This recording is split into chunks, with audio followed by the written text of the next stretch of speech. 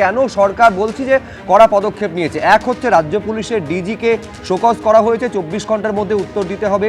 বিধাননগরের সিপিকে show cause করা হয়েছে এবং বিধাননগর পুলিশ কমিশনারেটের যিনি ডিসি অনিশ সরকার তাকে সাসপেন্ড করা হয়েছে, ডিপার্টমেন্টাল প্রসিডিং তার বিরুদ্ধে শুরু করা হয়েছে। এইখানে আমি সলিল ভট্টাচার্যের কাছে আসবো। এই যে 4 সদস্যের এসআইটি গঠন করা হয়েছে সলিলদা, একজন পীযূষ পান্ডে যিনি মুখ্যমন্ত্রী নিরাপত্তা দায়িত্বপ্রাপ্ত আইপিএস অফিসার, জাভেদ শামীম যিনি ADG law and order, Supratim Sarkar যিনি এডিজি সাউথ বেঙ্গল এবং মুরলীধর যিনি হচ্ছেন ব্যারাকপুরের সিপি। এদের সবার মাথার উপরে রয়েছেন রাজ্য পুলিশের ডিজি রাজীব কুমার। এই এসআইটি মানে অধস্তন কি ঊর্ধ্বতন কর্তৃপক্ষের বিরুদ্ধে তদন্ত করতে পারবে বলে মনে হয় আপনার? দেখুন, সেটা তো এসআইটি, সেটা তো সময় বলবে, টাইম উইল স্পিক।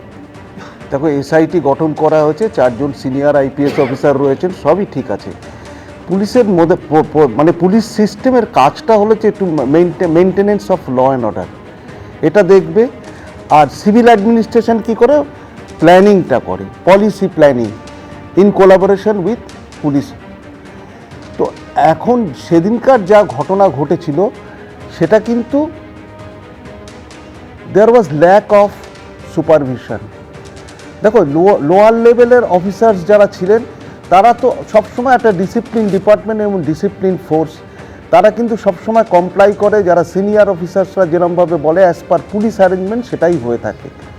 এবং এর ফলে কী হয়েছে, এই যে তুমি সিনিয়র অফিসারদের যাদের তোমার শোকজ নোটিশ ইস্যু করা হলো, এরা কিন্তু প্রথম থেকেই কিন্তু যে পলিটিক্যাল ইন্টারফারেন্স, যেটা political encroachment on maintenance of law and order, এই সিস্টেমটাকে ধ্বংস যাতে না করতে পারে এই সমস্ত সিনিয়র অফিসারদের উচিত ছিল এটাকে ওভাররুল করা, ইগনোর করা এবং স্ট্রংলি প্রোটেস্ট করে সরিয়ে দেওয়া।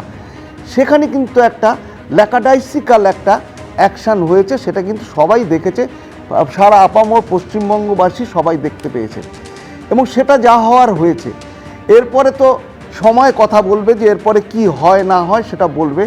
কিন্তু আমার প্রশ্ন হচ্ছে যে তাহলে এই যে ডিসওবিডিয়েন্স, এই যে মানলো না, তার রেসপন্সিবিলিটি ফিক্স আপ কে করবে? মন্ত্রী বললেন, স্বইচ্ছায় বললেন আমি মন্ত্রিত্ব থেকে ইস্তফা দিতে চাই। ওনার তো আরও একটা মন্ত্রিত্ব আছে, বিদ্যুৎ মন্ত্রী, উনি তো মন্ত্রী থাকছেনই উনি, এবং বিদ্যুৎ মন্ত্রী আছেন। এবং উনি এটা দেখো, এটাও কিন্তু একটা ইলেকটোরাল নিডস আমার মতে।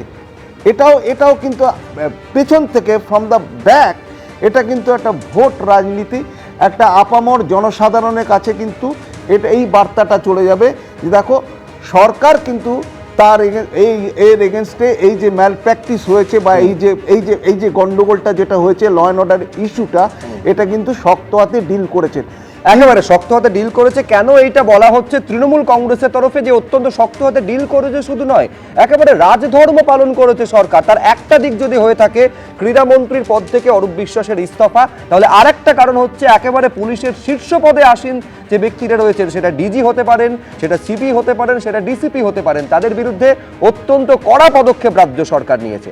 এক ঝলকে দেখাবো কার বিরুদ্ধে কি পদক্ষেপ নেওয়া হলো, দেখুন।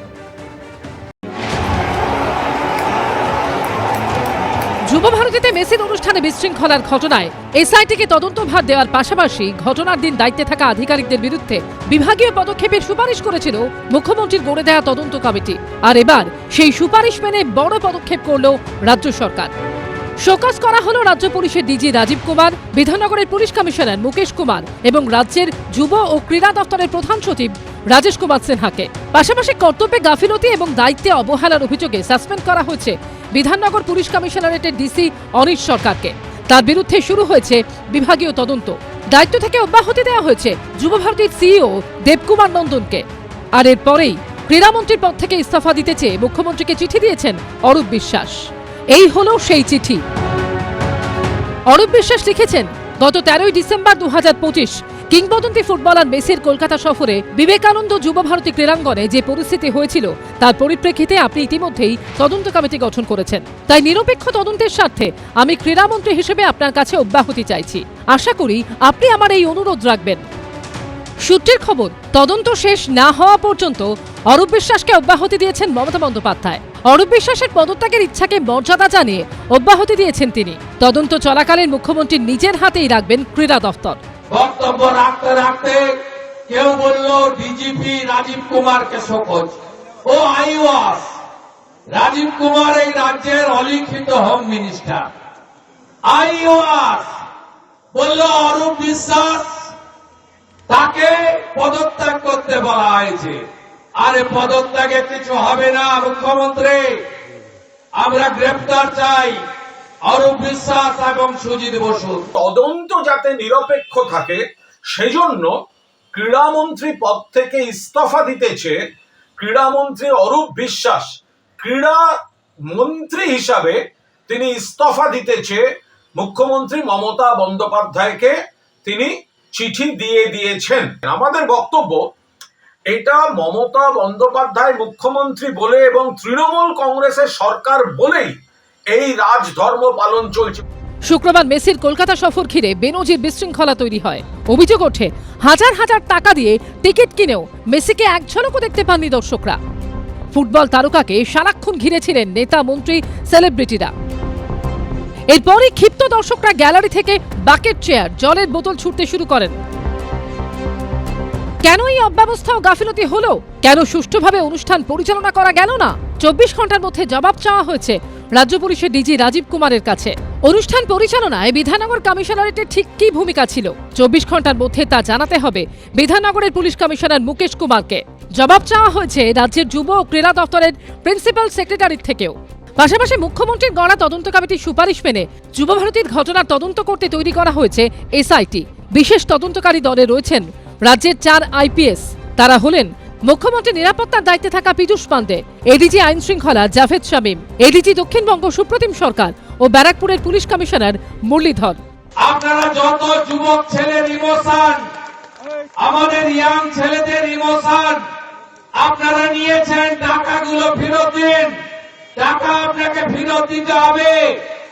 আপনি দর্শকদের পিটিয়েছেন আপনার পুলিশ, আবার জেলে পুরেছেন।